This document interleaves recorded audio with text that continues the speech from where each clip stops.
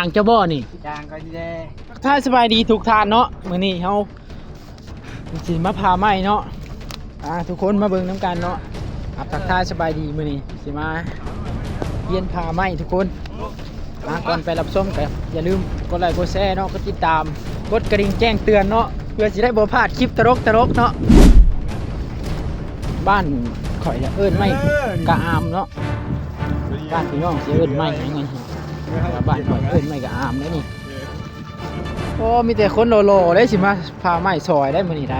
โอ้เมื่อคืนนี่ก็จับไม้เบิดคืน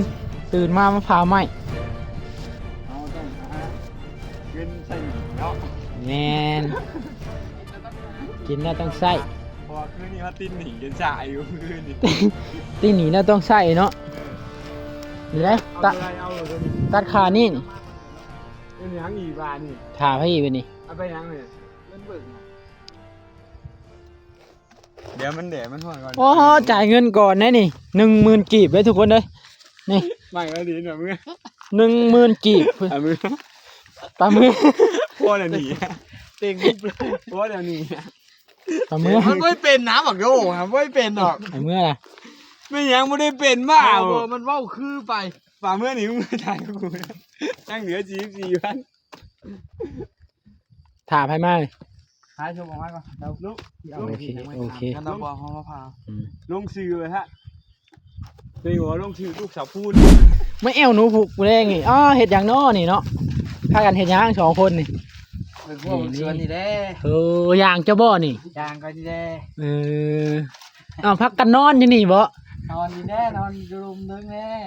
ข้าวน้ำ1อยู่ไสคือว่าบ่เห็นเคียงเห็นหม้อ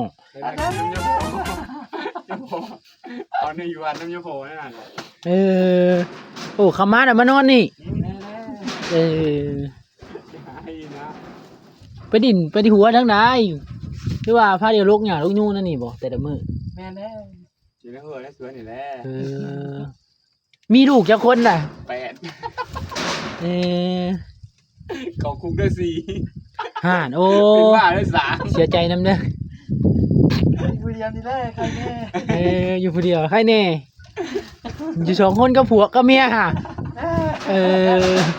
แต่นี่ท้องว่าจะนี่ตอนนี้เขากำลังท้องอยู่ได้จักเดือนเนี่ยนี่ท้องได้3 เดือนแล้ว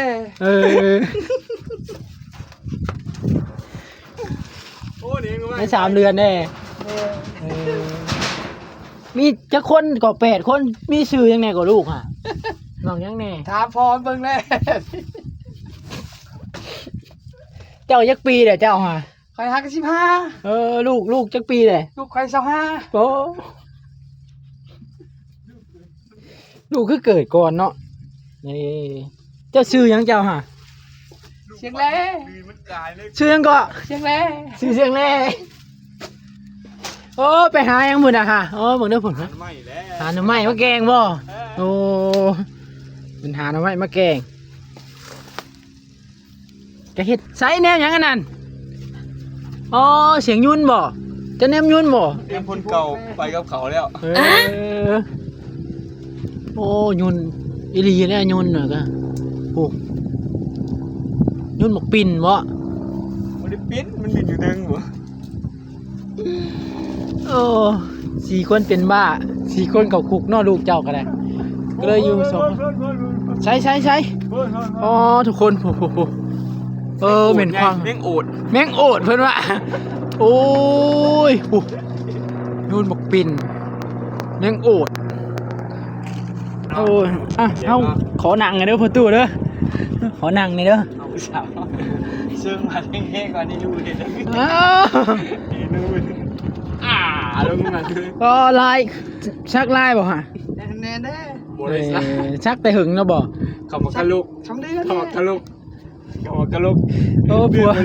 ผัวเจ้าว่าเจ้าเข้าบักกะโหลกไรเด็กเป็นปลาเด้